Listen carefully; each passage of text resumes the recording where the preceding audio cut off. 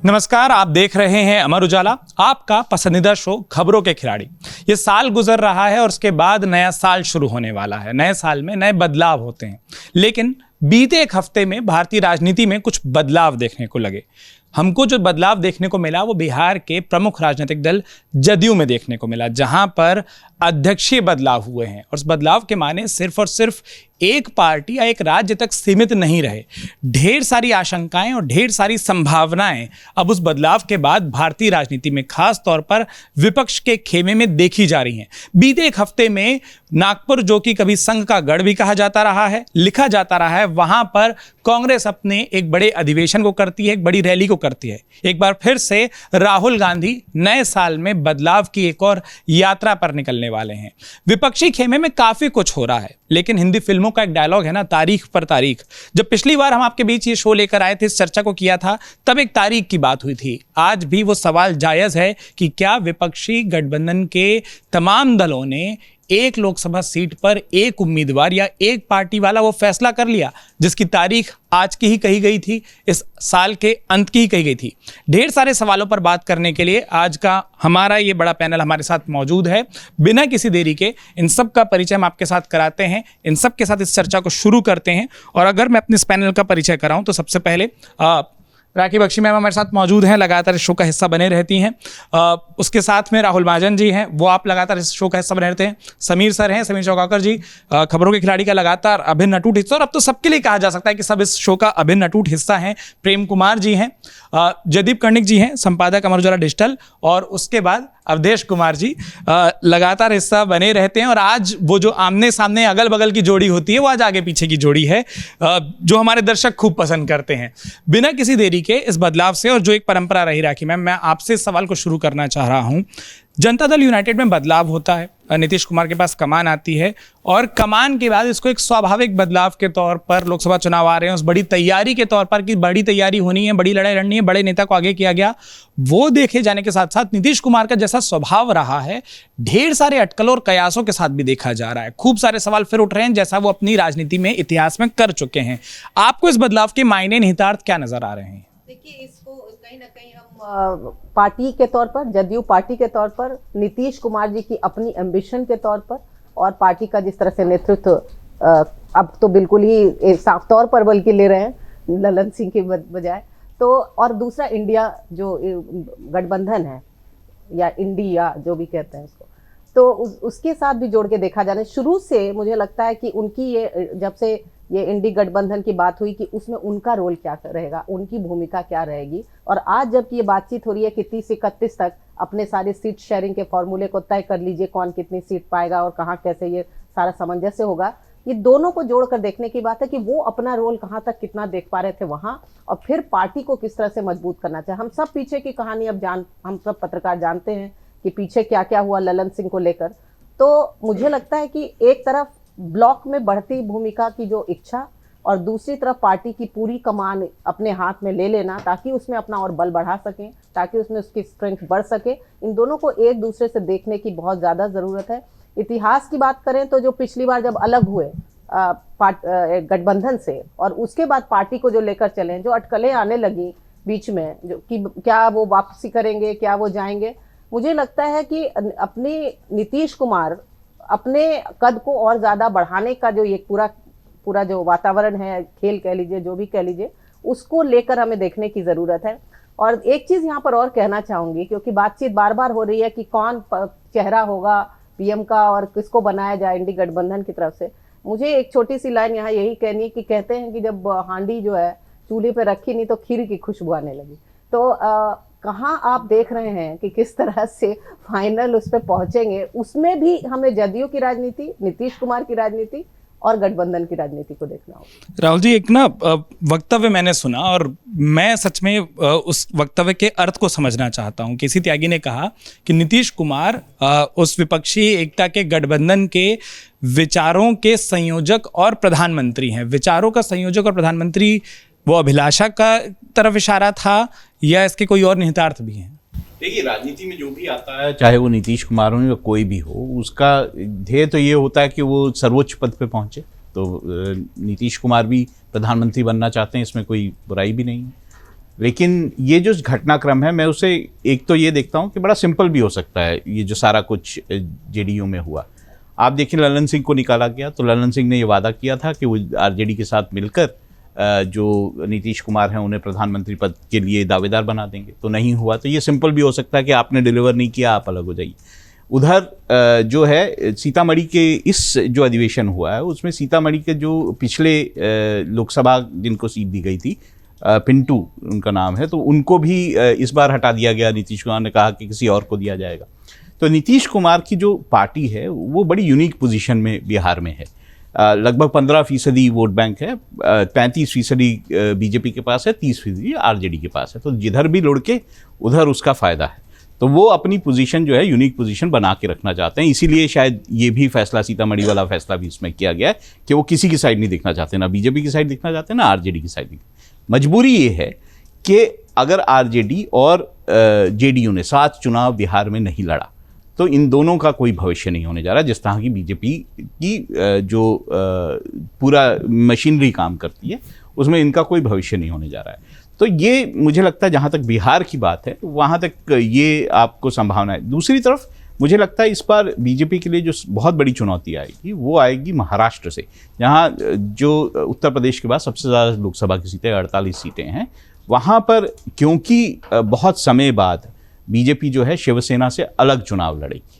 देखिए पिछले कई चुनावों की मैं एग्जांपल आपको दे सकता हूं। जब भी बीजेपी ने शिवसेना के साथ मिलकर चुनाव लड़ा है तो उनका वोट शेयर लगभग 50% के आसपास रहा है। 2014 में 48% था, उसके बाद फिर 50% है। और पिछले 3 चुनाव मैं और 3 चुनावों का वो दे सकता हूँ एग्जाम्पल, जिसमें विधानसभा चुनाव लोकसभा चुनाव हैं, कि उनका वोट शेयर ऐसे में शिवसेना से अलग होकर जब आप 32 से 35 सीटें लड़ने की बात, उद्धव ठाकरे गुट से अलग होकर, हाँ दूसरा गुट तो साथ रहेगा नेचुरली। हाँ उधर और ये भी मुझे साफ करने की जरूरत पड़ेगी यहाँ पे कि चाहे शिवसेना उद्धव ठाकरे गुट में नेता शिवसेना से बाहर गए हैं, लेकिन अभी भी महाराष्ट्र में जो ग्राउंड सिचुएशन है वहाँ पर जो शिवसेना का काडर है वो कहीं ना कहीं उद्धव ठाकरे के साथ है।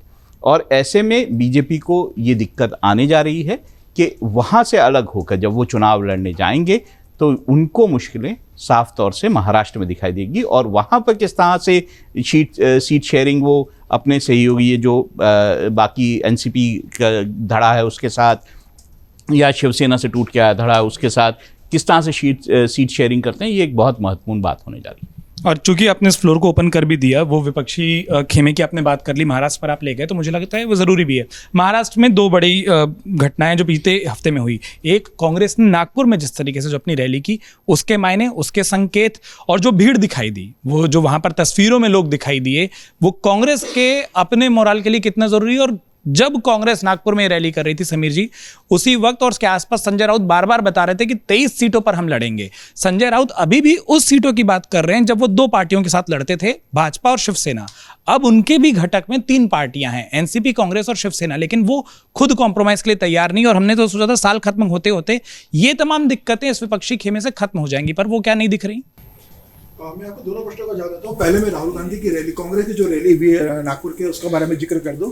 कांग्रेस का नागपुर का रैली करने के लिए एक विशेष आयोजन रहा था। देखिए नागपुर विदर्भ में आता है, विदर्भ से 10 लोकसभा की सीटें आती है और विदर्भ एक ऐसा क्षेत्र है जहां कांग्रेस अपने आप को थोड़ा मजबूत पाती है महाराष्ट्र में बाकी जगह की तुलना में।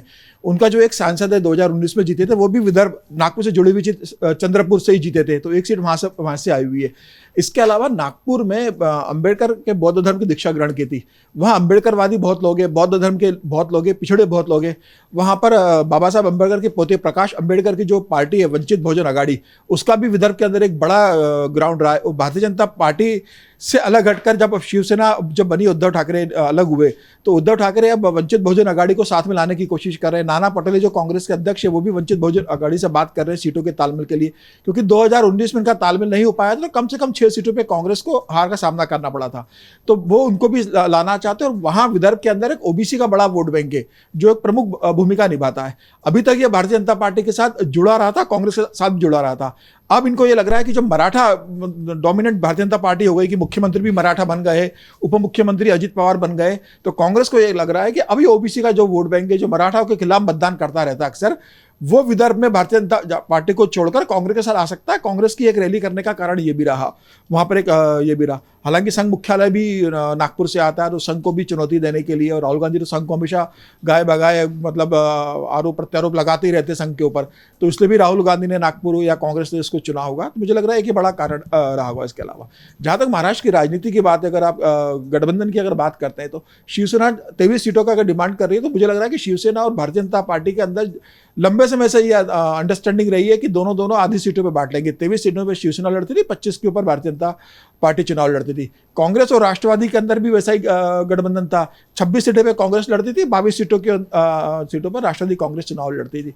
लेकिन जिस हिसाब से अब राष्ट्रवादी कांग्रेस के अंदर टूट हो चुकी है और जिस हिसाब से शिवसेना टूट चुकी है, अब कांग्रेस एक बड़ा दल वहां पर है। और कांग्रेस ही आज की तारीख में अगर देखा तो कांग्रेस सबसे बड़ा महाराष्ट्र में दल है, जिसके सबसे सारे विधायक भी है और जिसका संगठन भी अभी फिलहाल जुड़ा हुआ है, जिसमें कोई टूट नहीं हुई।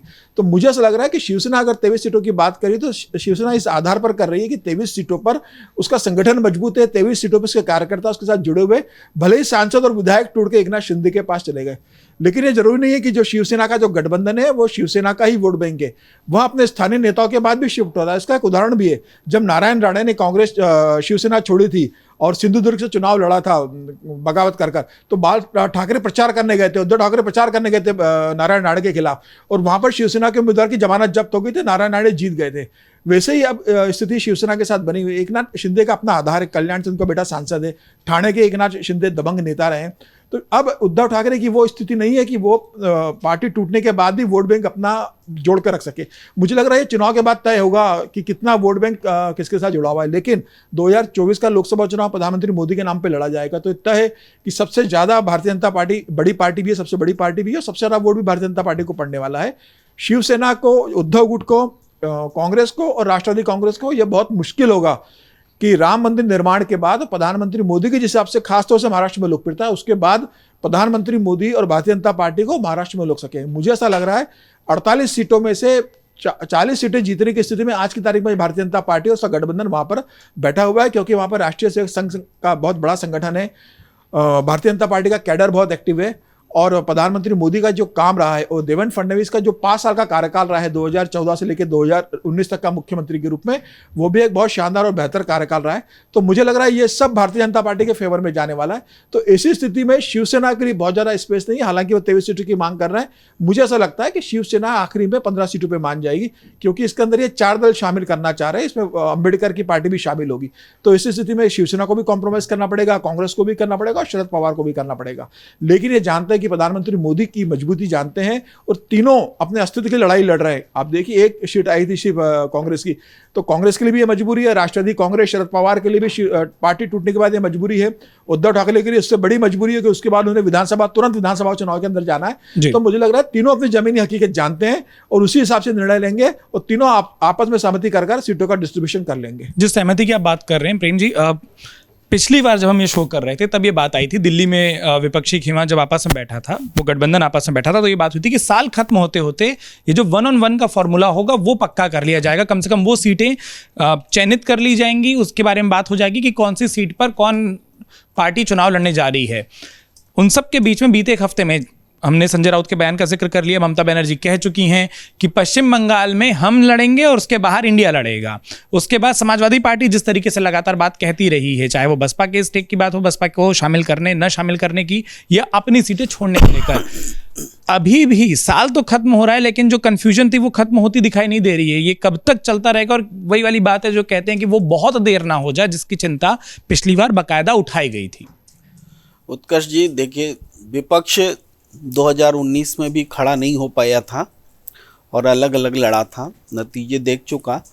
तो इस बार विपक्ष खड़ा हुआ है। इसको हम इस रूप में देखते हैं कि विपक्ष के बिखराव को अगर हम एक घाव की तरह देखें तो विपक्ष जब एकजुट हुआ तो ये घाव ठीक होने की दिशा में एक ठोस बात हुई। और अब जो कुछ बातें आप बता रहे हैं कि अखिलेश यादव कुछ बोल रहे हैं या संजय राउत बोल रहे हैं, तो ये घाव ठीक होने से पहले थोड़ी नोचनी होती है, वो है। अगर ये नोचनी ज़्यादा हो जाएगी तो घाव फिर जिंदा हो जाएगा। तो हम उस स्थिति में देख रहे हैं कि ये मौका है जबकि घाव ठीक कर लिया जाए।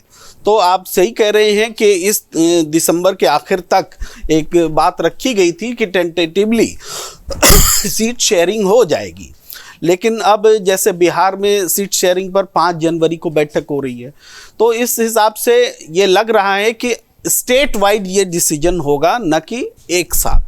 तो ऐसा नहीं होगा कि एक प्रेस कॉन्फ्रेंस होगा और उसमें बोल दिया जाएगा इस जगह में इतने लड़ेंगे इतने, बल्कि होगा इस तरीके से कि बिहार में एक प्रेस कॉन्फ्रेंस होगा, यूपी में एक प्रेस कॉन्फ्रेंस होगा, दूसरी जगहों पर होगा। इस तरीके से सीट शेयरिंग तय होंगे।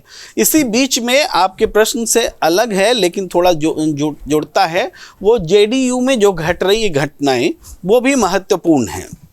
तो जो नीतीश कुमार अध्यक्ष हुए हैं और इसके बरक्स जो राजनीति है, आप देखिए ये पूरे इस बात के आसार हैं और ये बात परिपक्व होती दिख रही है मुझे, वो ये कि इंडिया गठबंधन में 2 संयोजक होंगे, एक नहीं 2 संयोजक होंगे और उत्तर और दक्षिण के आधार पर होंगे। नीतीश कुमार के नाम पर संयोजकत्व ऑलमोस्ट तय है उत्तर भारत की को संयोजन करने का, और दक्षिण भारत में हो सकता है कि मल्लिकार्जुन खड़गे हों या किसी उद्धव ठाकरे को दिया जाए, ये छोड़ देते हैं, लेकिन संयोजन तय है। उसी दिशा में ये चीज़ें करवट ले रही हैं, जिसको कि लोग अलग अलग आईने से और चश्मे से देख करके इसको इंडिया गठबंधन में फूट भी बता रहे हैं, लेकिन मैं मान रहा हूँ जो मैंने बात कही उस हिसाब से। तो हमें लगता है कि इंडिया गठबंधन उस घाव को ठीक करने की दिशा में बढ़ चुका है और एक विपक्ष के तौर पर, और जो आने वाला चुनाव है उसमें पूरे दमखम के साथ में वो चुनाव मैदान में उतरेगा। ठीक है, अवधेश जी आप पर आता हूँ, और हम कोशिश ये भी करेंगे कि अब नए साल में जैसे खबरों की खिलाड़ी शो में की चर्चाओं के दौरान जो हमारे दर्शक हैं उनकी टिप्पणियों को भी एक सवाल के तौर पर हम इस शो में शामिल करें। उसकी शुरुआत मैं आज से कर देता हूं। आपने सोशल मीडिया पर लिखा कि नीतीश कुमार क्या करने जा रहे हैं स्वयं उनको भी नहीं पता होता, चूंकि बात वापस बिहार पर आ गई। वो और उसके बाद वो केसी त्यागी का बयान जिसमें कहा कि विचार के प्रधानमंत्री हैं नीतीश कुमार। तो विचार का प्रधानमंत्री का आशय क्या होता है? इसका आशय तो सबको पता है। ये तो मैं परसों भी था और संजोग से देखिए मैं जहाँ खड़ा था, क्योंकि दिन भर उसी एरिया में रहता हूँ, तो उससे 5 कदम की दूरी पर नीतीश जी की गाड़ी और ललन जी की गाड़ी रुकी थी। हम ऐसे खड़ा थे, यहाँ रुकी थी, तो ललन जी पहले उतरे, नीतीश जी हालांकि मेरी तरफ उन्होंने देखा नहीं। तो मैंने देखा, मुझे ये लग रहा था जैसे किसी व्यक्ति को ना आप पिस्तौल या भिरा करके लेके पकड़ते हैं कि चलो अभी हमारे साथ चलना है। मुझे तो ललन जी की छवि बिल्कुल ऐसे ही लगी है। और वहाँ भी मैंने साथियों को कहा कि भाई ये तो ऐसे लग रहा है जैसे इनको कोई किडनैप करके ले जा रहा हो, क्योंकि नीतीश जी का स्वभाव ऐसा है। एक बार उन्होंने कहा कि चलना है तो चलना है, क्योंकि अनंत सिंह के बारे में माना जाता है कि अनंत सिंह को जब उनको पकड़वाना था तो अनंत सिंह के बेचारा वो हथियार वगैरह अपने घर से बचा के ही रखते थे। मालूम है कि छापा पड़ना है, लेकिन छापा पड़ा तो AK-47 घर से निकल गया था और बेचारे फंसे रहे। तो ललन सिंह नीतीश सिंह के व्यक्तिगत मित्र हैं और आज की दोस्ती नहीं है, वो बरसों की दोस्ती है दोनों के बीच। उसके लिए राबड़ी देवी जब मुख्यमंत्री, राबड़ी देवी ने क्या क्या उनको कहा दोनों को, मतलब कि दोनों के रिश्तों को लेकर के कितनी टिप्पणी की थी, और लालू जी माफी मांगने गए थे नीतीश जी के पास कि गलती हो गई है।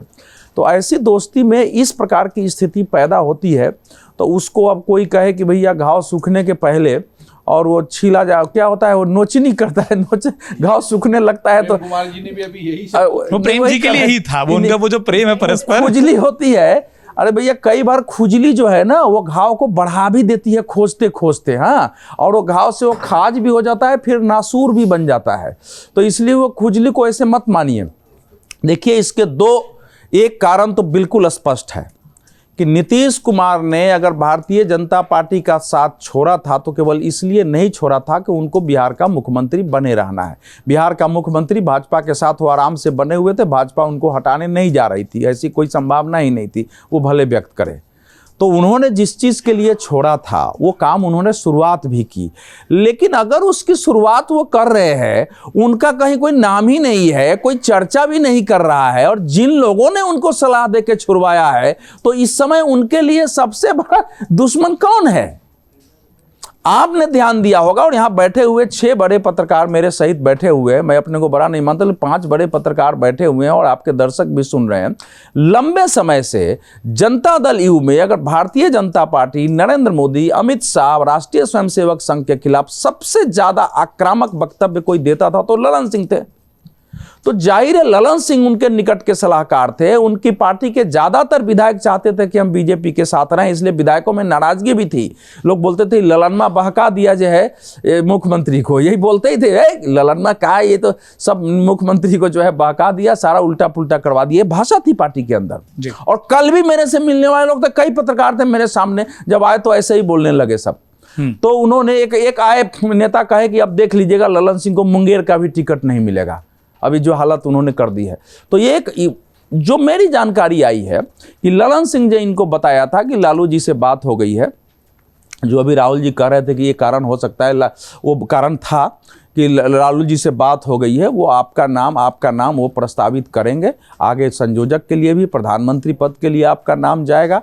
और तो वो उनके साथ एक सहमति बनी थी। अब पता चल रहा है कि इस पर लालू यादव से शायद बात ही नहीं हुई थी। जो बात हुई थी वो निचले स्तर के नेताओं से हो गई थी, उन तक पहुंची कि नहीं पहुंची उसको कोई नहीं जानता है कि बात पहुंची कि नहीं पहुंची।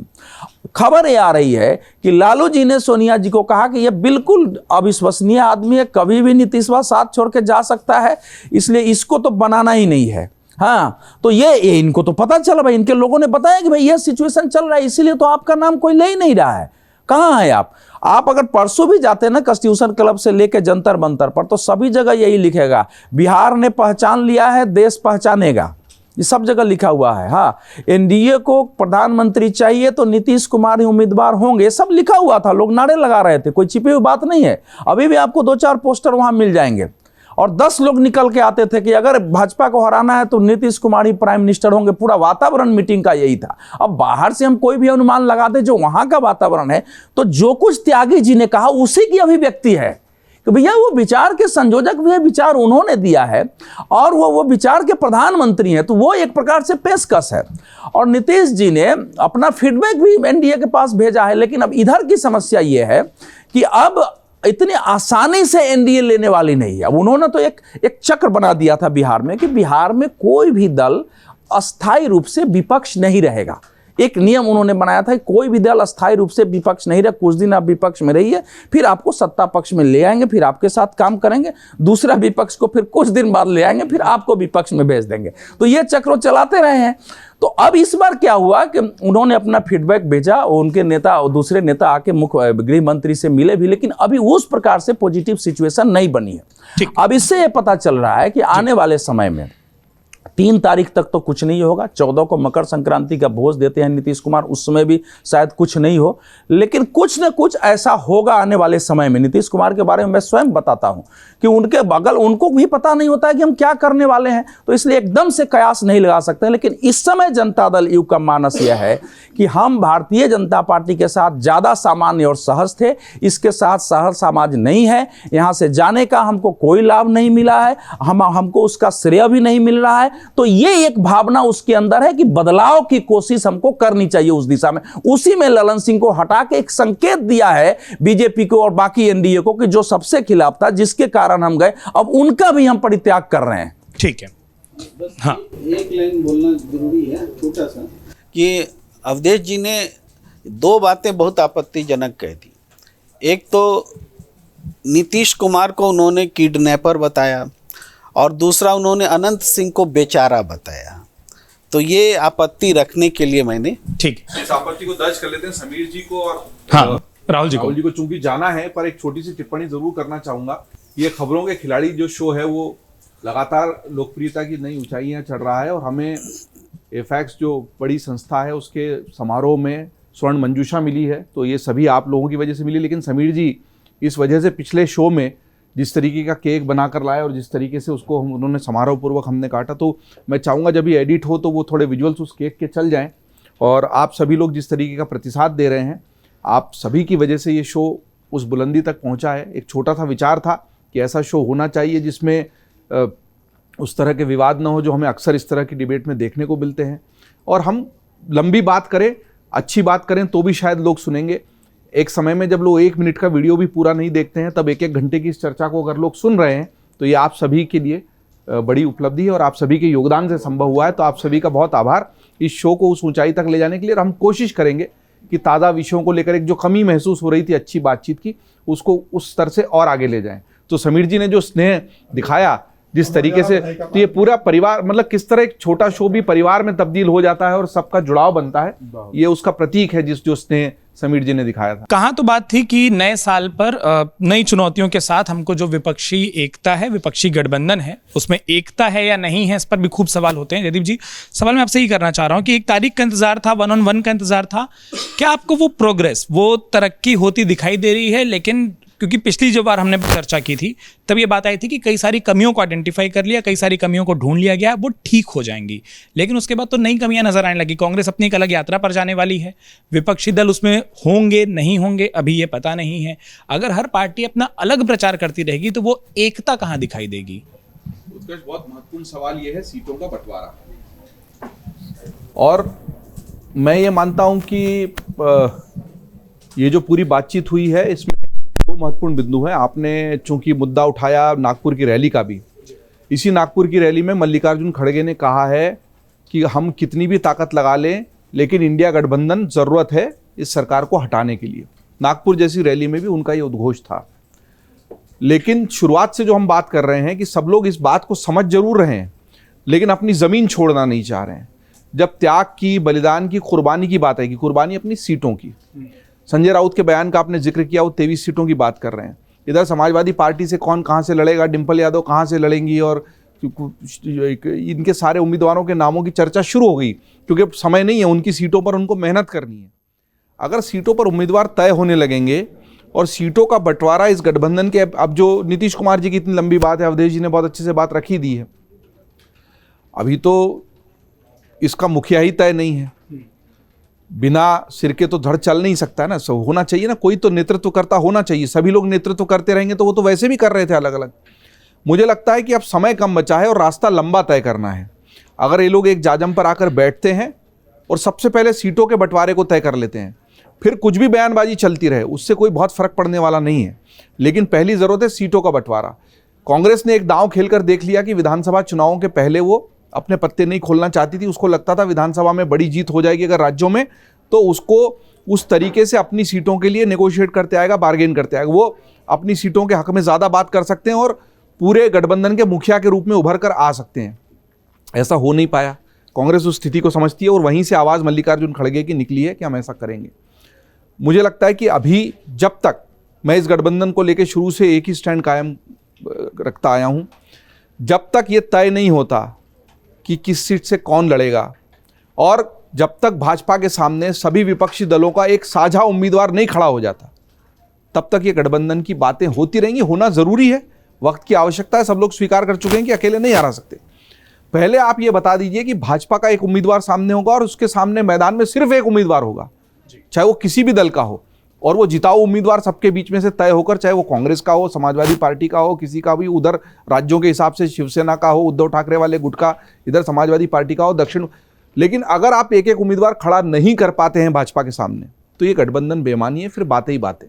ठीक है, आपने जो कहा, एक शब्द जो आपने कहा, मैं उसी को अवधेश जी आपके लिए सवाल के तौर पर ले जाना चाहता हूँ। सर ने भी कहा कि काफी लंबा रास्ता है जो तय करना है, एक और लंबा रास्ता, एक और लंबा रूट जो है वो तैयार कर लिया गया है, न्याय यात्रा का उसको नाम दिया गया है।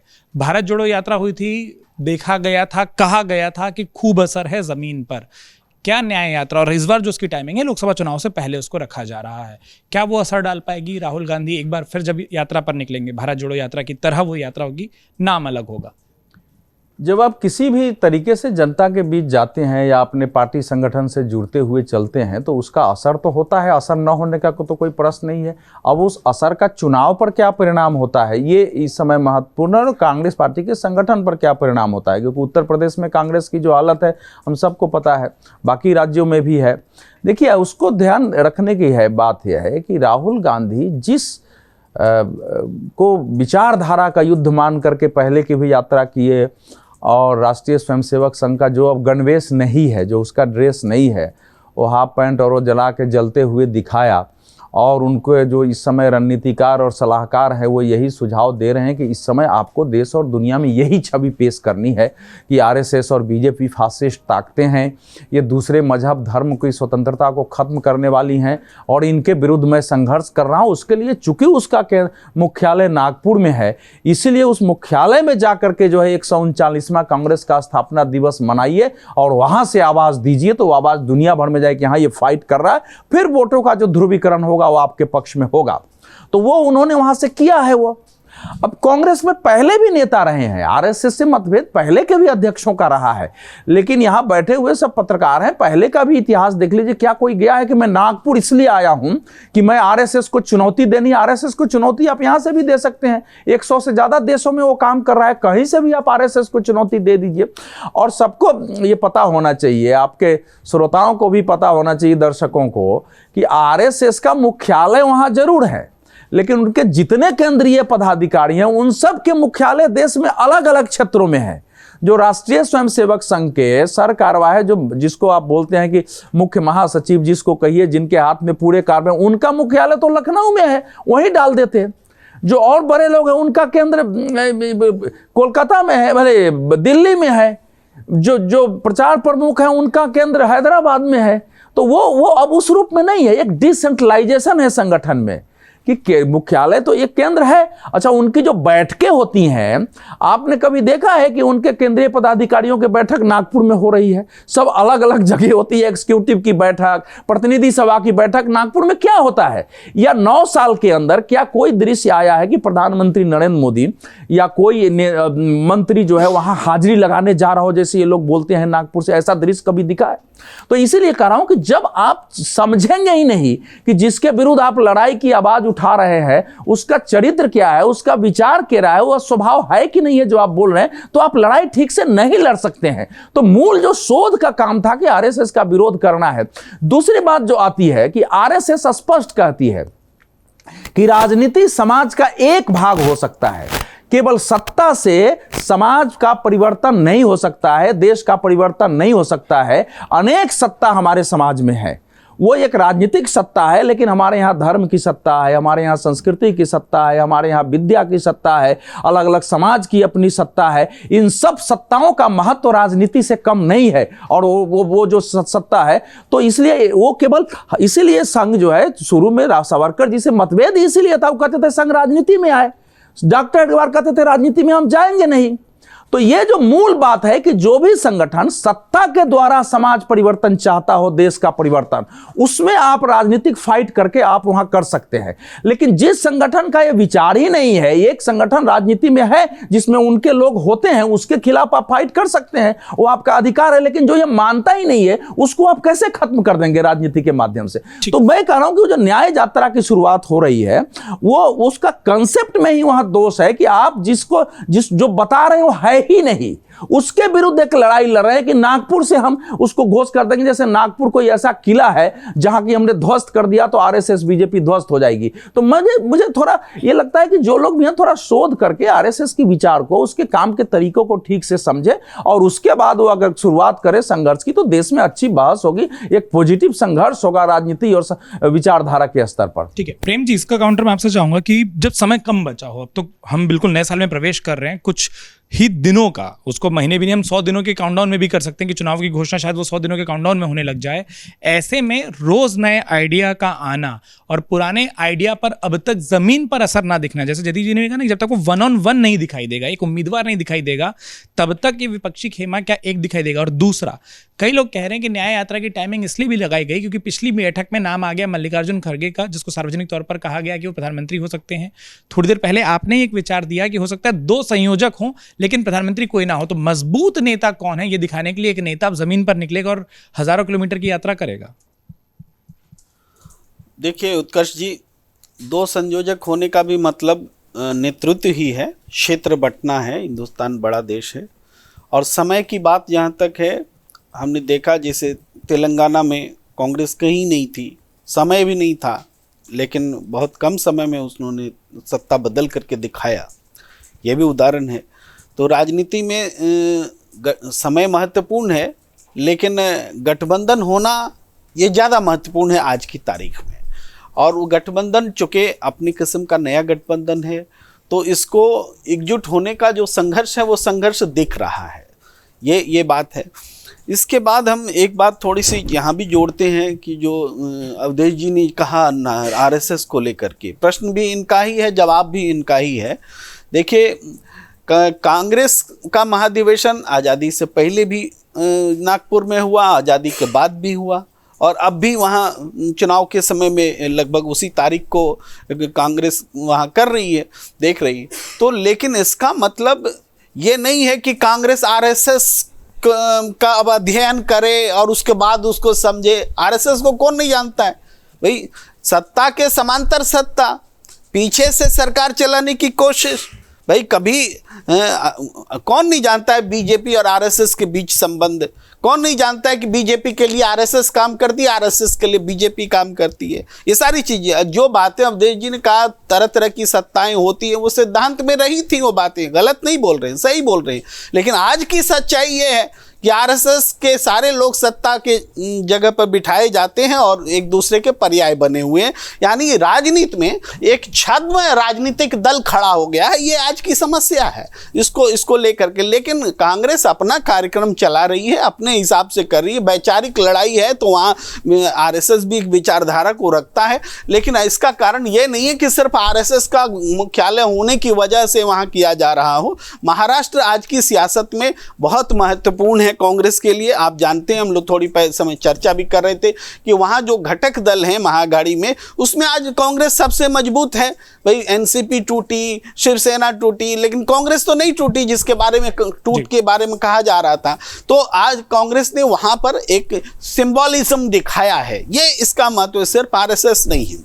अब गठबंधन के ख्याल से कांग्रेस के लिए महाराष्ट्र भी महत्वपूर्ण है, दक्षिण भी महत्वपूर्ण है, और उत्तर के क्षेत्र में कांग्रेस लड़ने में कमजोर रही है, यही कारण है उसका सत्ता से बाहर होना।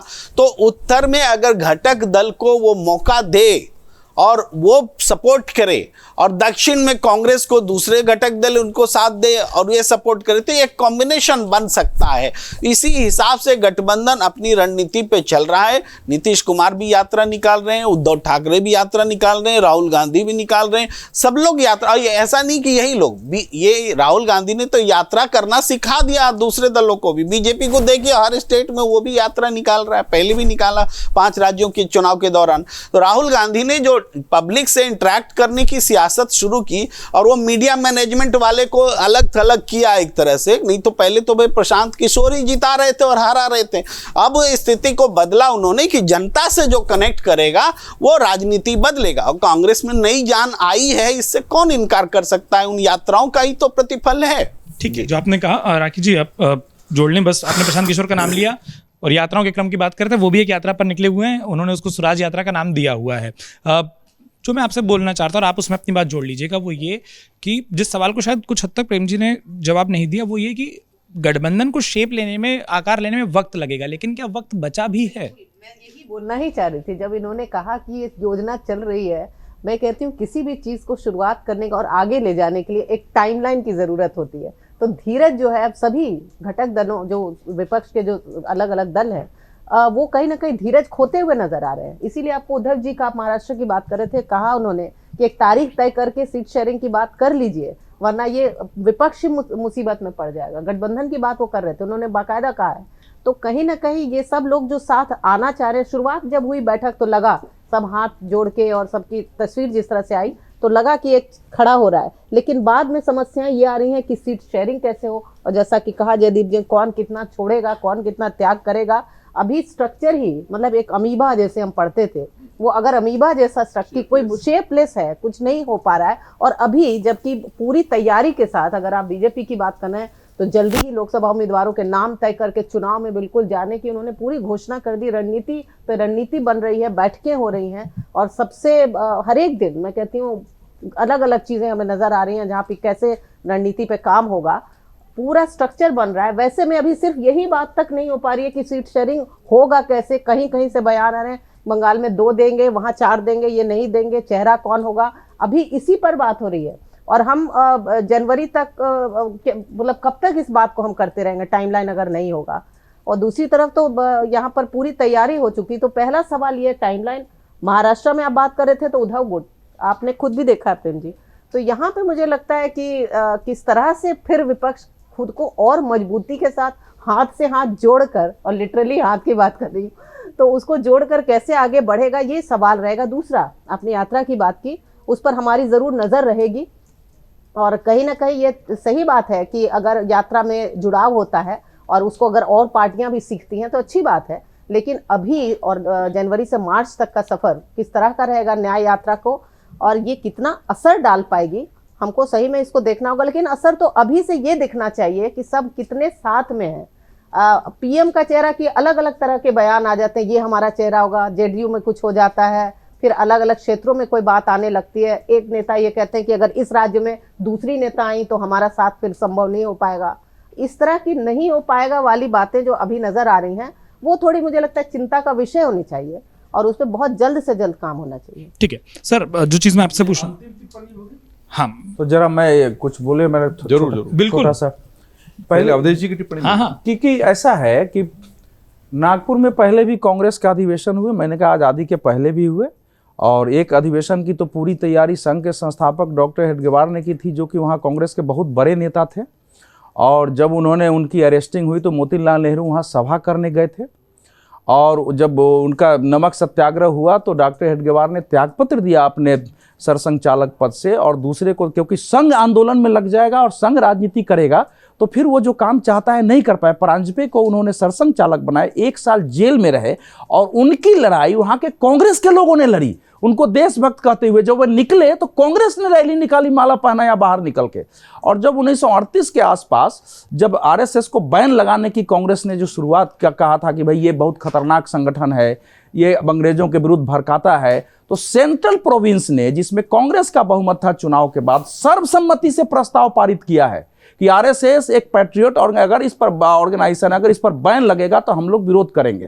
तो उस कांग्रेस में, आज के कांग्रेस में कोई संबंध ही नहीं है। अगर ये कह रहे हैं कि आरएसएस के विरोध करने नहीं गए थे वहां, मल्लिकार्जुन खड़गे जी का तो पूरा भाषण ही है कि नागपुर में 2 विचारधाराएं हैं, एक अंबेडकर की विचारधारा, एक आरएसएस की विचारधारा है। राहुल जी का भाषण देख लीजिए कि हम तो जो है ये आरएसएस जो है ना संविधान को मानती है ना झंडे को सलामी करती है, लोग हमको हमारी मदद करें इस लड़ाई में, हम ये लड़ाई लड़ने चल रहे हैं। तो इसीलिए मैंने कहा है कि जो न्याय यात्रा की आप शुरुआत कर रहे हैं, अगर आपकी विचारधारा है, क्या उस नागपुर के कार्यक्रम में किसी कांग्रेस के नेता ने उनके न्याय की परिभाषा क्या है, किस प्रकार से भारत का में वो अन्याय मानते हैं, न्याय दे, उनका आरएसएस के पैरेलल दृष्टिकोण क्या है, आरएसएस क्या मानती है? क्या कोई गंभीर वक्तव्य आया है? केवल निगेटिव से कि आरएसएस नहीं मानती है। 26 जनवरी 1930 को डॉक्टर हेडगेवार के निर्देश पर सभी शाखाओं पर पूर्ण स्वराज्य दिवस मनाते हुए झंडे पर आए गए थे। तो झूठ के आधार पर आप लड़ाई जो है ही नहीं, इसीलिए आप देखेंगे कि इतनी भी पार्टियां आरएसएस पर हमले करती है, आरएसएस कभी प्रेस कॉन्फ्रेंस करके उसका खंडन करने भी नहीं आती। कभी देखा है आपने? कभी खंडन करने नहीं आती है। उनसे आप प्रश्न पूछेंगे तब उत्तर दे देंगे, कई बार नहीं भी देते हैं। तो ये एक कैरेक्टर को समझने की आवश्यकता है, जो कैरेक्टर शायद कांग्रेस और इस देश, इन्होंने कहा ना कि आरएसएस बीजेपी के लिए काम करती है। आरएसएस 1925 में बनी, जनसंघ 1950 में बनाया, जनसंघ बनाने वाले भी आरएसएस के नहीं थे। जब वो गए थे गुरु गोलवलकर के पास तो उन्होंने कहा कि भैया हमको राजनीति नहीं करे, आप करिए, उसमें हमारे कार्यकर्ता जाएंगे, आपको सहयोग करेंगे। तो वो उसको समझ नहीं पा रहे हैं कि उसका कैरेक्टर क्या है। जिसको पॉलिटिक्स करनी होगी वो छिप के थोड़े पॉलिटिक्स होती है, और ऐसे थोड़े चलता है कि किसी को आप प्राइम मिनिस्टर को आदेश देंगे, करेगा। एक लोकतांत्रिक व्यवस्था होती है, सब एक दूसरे का सम्मान करते हैं, संगठन में विचार विमर्श होता है। कोई आरएसएस नकारती तो है नहीं कि बीजेपी हमारे साथ नहीं है, लेकिन आरएसएस में जो एक लाइन बोला, आरएसएस के जो संविधान है उसमें साफ लिखा हुआ है, और वो संविधान बना था कब? जनसंघ बनने के पहले जी। उसमें साफ लिखा है, ये नहीं कि कोई भी स्वयंसेवक जो राजनीति में जाना चाहता है किसी भी दल का सदस्य बन सकता है। उस पर केवल शर्त 2 ही है कि वो दल हिंसा में विश्वास नहीं करता हो और उसकी निष्ठा देश के बाहर नहीं हो। तो इसलिए राजनीति पर वही तो बिना समझे जब आप फाइट करते हैं तो उस संगठन को परास्त नहीं करेंगे, वो संगठन आगे बढ़ता जाएगा। इसीलिए आज मैं आपके नॉर्मल पॉलिटिक्स पर बोलने की बजाय सीट शेयरिंग, बाकी मैंने सोचा ये विषय दर्शकों के साथ जाना चाहिए कि लोग जिसको लड़ाई भी लड़नी है वो कम से कम तथ्य तो समझो कि वो संगठन क्या है, कैसे चलता है, क्या करता है। ठीक है, हाँ वो प्रेम जी बिल्कुल वही नहीं, आप पूरा समय लीजिए, आपका इनके साथ। हम हम इतना कहना चाहते हैं कि देखिए आरएसएस को तो देशद्रोही कहने पर पंडित नेहरू जी ने भी आपत्ति जताई थी कि नहीं, आरएसएस देशभक्त संगठन है, और ऐसा कि नहीं किसी ने कहा हो कि आरएसएस देश विरोधी है। लेकिन जो आरएसएस के इतिहास के माध्यम से अवधेश जी कहना चाहते हैं, उस आरएसएस में और आज के आरएसएस में बहुत फर्क है। आज के आरएसएस के राम माधव जी रिलायंस के लिए पैरवी करते हैं जाकर के, भाई रिश्वत वाले मामले में उनका नाम आता है, सतपाल मलिक जी बोलते हैं। आज आरएसएस ये बन चुका है, आज आरएसएस पूर्वोत्तर में और दूसरों जगहों में जाकर के बीजेपी के लिए जमीन तैयार करता है, और किसी और पार्टी के लिए आपने नहीं सुना होगा कि संघ ने जमीन तैयार की हो, ये नहीं है। तो खुला संबंध है भाई। अध्यक्ष जी कितना भी नकारे, आरएसएस बीजेपी के लिए और बीजेपी आरएसएस के लिए मेड फॉर ईच अदर हो गया है। ठीक है जयदीप जी, जो मैं आखिरी सवाल आपसे पूछना चाहता वो ये कि हमने न्याय यात्रा का जिक्र किया और मैं वहां खत्म इसलिए करना चाह रहा हूं क्योंकि नए साल पर वो एक नई शुरुआत होगी। हालांकि यात्रा का फॉर्मेट पुराना होगा। दो सवाल उसमें उठते हैं। एक, क्या रणनीतिक तौर पर वो टीम ने पूरी तरीके से चीज़ों को नहीं सोचा? मणिपुर से वो यात्रा शुरू करना चाह रहे हैं क्योंकि मणिपुर के उस मामले को कांग्रेस ने भी खूब जोर शोर से सदन में बाहर भी उठाया था, लेकिन फिर उसमें एक सवाल आ गया कि अरुणाचल क्यों छोड़ा, और फिर वो जो एक जिक्र आता है कि क्या वो चीन वाला जो थ्योरी है क्या, तो ऐसी चूंकि क्या नुकसान करती है। और दूसरा, जिन राज्यों से होकर जानी है वो यात्रा, वहाँ के घटक दलों को कॉन्फिडेंस में लिया गया नहीं लिया गया, इस बारे में कोई स्थिति साफ नहीं है। और राहुल गांधी अगर यात्रा पर होंगे तो इंडिया की घटक दल की बैठकों पर कई सारे फैसले अभी भी लेने बाकी हैं, वो कौन ले रहा होगा? अहम सवाल है उत्कर्ष, और बड़ी बात यह है कि अगर मणिपुर को चुना है, पिछली बार की दिशा से बिल्कुल इसको उलट रखा है और अब ऊपर पूरब से शुरू करके इधर आना चाहते हैं पश्चिम में, तो ये कांग्रेस के रणनीतिकार जाने। और मणिपुर को उन्होंने अगर इसीलिए चुना है कि खूब हल्ला हुआ था, मणिपुर में जो हिंसा हुई, बहुत दुखद घटनाएं हुई, महिलाओं के जो मामला था उसको लेकर संसद ठप तक कर दी गई और वो घटनाएं खराब थी। पर आपको लगता है कि वहाँ पर इस यात्रा को इस तरीके से शुरू करने से वो घटना फिर से हाईलाइट होगी और आपको वोट मिलेंगे? तो ये आपका सोच है। देखिए, हर पार्टी अपने समर्थकों को क्या संदेश देना चाहती है और अपने वोट बैंक से किस तरह जुड़ना चाहती है, ये पार्टी का स्वतंत्र मुद्दा है। वो जब कर लेती है निर्णय तो उसका आकलन होता है, वो निर्णय कर चुके हैं कि वो इस तरह की यात्रा निकालेंगे। अब ये उसके बाद के आफ्टर थॉट्स हैं जो हम पत्रकार लोग बैठकर विचार कर रहे हैं और राजनीतिक विश्लेषक उस पर टिप्पणी कर रहे हैं। कांग्रेस के रणनीतिकारों ने कुछ तो सोचा होगा। ये ज़रूर टिप्पणी जो जयराम रमेश ने प्रेस वार्ता की थी और उसके बाद आई, उससे पता लगा कि भाई उनका ये मानना है कि भारत जोड़ो यात्रा जो है बहुत सफल रही थी, चाहे ये तीनों राज्य हारे हों, लेकिन दक्षिण में अगर उनको 2 राज्य मिले हैं तो उसका भी प्रभाव भारत जोड़ो यात्रा का है ही हिमाचल को। तो हो सकता है वो इसी ख्याल के साथ आगे बढ़े हों। अब ये खाम ख्याली है या सचमुच है, ये तो आने वाला वक्त बताएगा। कांग्रेस अपनी जैसे भाजपा अपनी नीतियां बनाने के लिए स्वतंत्र है कि हम अगर 370 और राम मंदिर को लेकर जीवन भर लड़ते रहे तो आगे जाकर भी उसको अपना मुद्दा बनाएंगे। हमने छुपा के नहीं किया है। आज मंदिर बन रहा है तो उसके आसपास सब कुछ करके भव्य दिव्य पूरा उसको आयोजन किया तो करेंगे। वो जो अवधेश जी ठीक कह रहे हैं, राजनीति छुपा कर नहीं होती, ऐसी यात्रा निकल रही तो खुल के निकल रही है ना। मकसद अगर वोट लेना है और आने वाले जो 2024 के चुनाव हैं, इस यात्रा का उद्देश्य वो है, तो आपने दोनों महत्वपूर्ण पहलू बताया कि जिस वक्त बैठकें करके समीकरण तय करने थे, उस वक्त अगर आप सड़क पर घूम रहे हैं तो क्या ये सड़क पर घूमने का सही वक्त है? ये कांग्रेस को खुद से पूछना चाहिए। दूसरा, आपने खुद ही अपने सवाल में बहुत महत्वपूर्ण टिप्पणी की कि अगर इसी यात्रा में इंडिया जो गठबंधन है, इंडी जो भी नाम दे दीजिए उसको, विपक्षी गठबंधन हम कह लें उसको, उसके घटक दल उन राज्यों में उस यात्रा का समर्थन करें। अगर उत्तर प्रदेश से यात्रा गुजरें तो अखिलेश यादव उस यात्रा का हिस्सा हों, वो जिन जगहों से गुजरें तो वहाँ पर जाएं। महाराष्ट्र में अगर वो यात्रा जाती है तो महाराष्ट्र में वहाँ पर उद्धव ठाकरे गुट और एनसीपी के लोग, तो इस यात्रा का प्रभाव कहीं ज़्यादा बड़ा पूरे विपक्षियों के लिए होगा।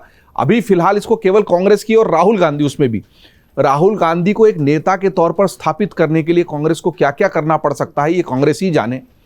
लेकिन क्या कांग्रेस को राहुल गांधी को स्थापित करना इस वक्त जरूरी है या विपक्षी गठबंधन के समीकरणों को तय करना जरूरी है? प्राथमिकता है, हम लोग तय नहीं कर सकते, हम केवल टिप्पणी कर सकते। चलिए, बहुत शुक्रिया। और जो लगातार एक बात आई थी, जैसा हमने कहा कि ये साल बीत रहा है, साल बीतने के साथ कई सारे घटनाक्रम, कई सारी चीजें बीत चुकी हैं। आने वाला साल भविष्य का साल है, उसमें काफ़ी कुछ ऐसा है जो हम आम जनमानस के, हम भारतीयों के भविष्य को भी तय करेगा। आने वाले साल में इस देश को एक नई सरकार मिलनी है, आने वाले साल में कई सारे बदलाव हमको देखने को मिलने हैं। अब आने वाले साल में जो ये राजनीति है, ये किस करवट बैठती है, जो खेमा एक बनने की कोशिश हो रही है, क्या उसका पूरा स्वरूप दिखाई देता है? भव्य राम मंदिर में रामलला की प्राण प्रतिष्ठा भी देखने को मिलनी है और उसके बाद काफ़ी कुछ ऐसा है जो आने वाले साल में हम देखेंगे। और ये बात हम इसलिए कर रहे हैं क्योंकि खबरों के खिलाड़ी का ये साल का आखिरी एपिसोड है जो बतौर दर्शक आप देख रहे हैं, लेकिन ये निरंतरता जैसे कि कैलेंडर बदलता है अगले हफ्ते अगले साल भी जारी रहेगी। अमर उजाला परिवार की ओर से आप सभी दर्शकों को नए साल की बहुत सारी शुभकामनाएं और साथ में ये विषय और तमाम विषय जैसा हमने शो के बीच में भी कहा, आपकी टिप्पणियां बेहद महत्वपूर्ण है। हम कोशिश करेंगे अगले साल से वो भी सवालों का हिस्सा बने। तो कमेंट बॉक्स पर जब आप ये शो देखें वो अपनी टिप्पणियां लिखना मत भूलिए। अपना वक्त देने के लिए आप सभी का और हमारे रहे तमाम दर्शकों का बहुत बहुत शुक्रिया। अगर आप ये वीडियो YouTube पर देख रहे हैं तो हमारे चैनल को सब्सक्राइब करें और बेल आइकन को दबाना ना भूलें। अगर आप Facebook पर ये वीडियो देख रहे हैं तो हमारे पेज को लाइक करें।